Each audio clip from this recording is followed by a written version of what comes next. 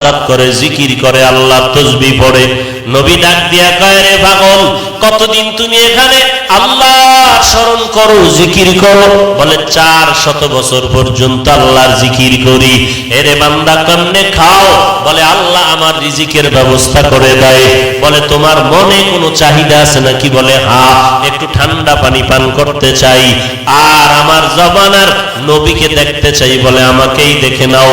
পানি আনতে গিয়ে আয়েশা দেখে আল্লাহর বান্দা দুনিয়া থেকে বিদায় হয়ে গেল। নবী ডাক দিয়া কয়, আল্লাহ বেইনসাফি করলা নাকি? এই বান্দা 400 বছর পর্যন্ত তোমার ইবাদত করে রে আল্লাহ। ও মাবুদ গো, তুমি তার মনের শেষ আশা পানি পান করতে চাইলো, পূরণ করার সুযোগ কেন দিলা না? আল্লাহ বলেন, আমি ইনসাফ করি না, আমি ইনসাফ করছি, ইনসাফ বেইনসাফি করি নাই। বলে কেমন? ও আল্লাহর নবী বলো, যে এই বান্দাটারে আমি 400 বছর পর্যন্ত আমি গায়বী খাজানার থেকে রিজিক দিলাম, ওই বান্দাটারে বুঝি একটু পানি দিতে পারতাম না? আল্লাহ পারতেননি?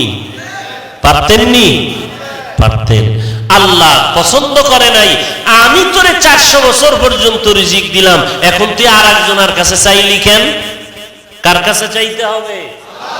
গরতাওয়াক্কুল মিকুনি হার সুবহ শাম মিরসানাত রিস্তে তু আজলা মাকাম জুজবাহতছি জে মখাজ ইনসুজা ফজলে উ আমস্তে দর জুমলা জাহা।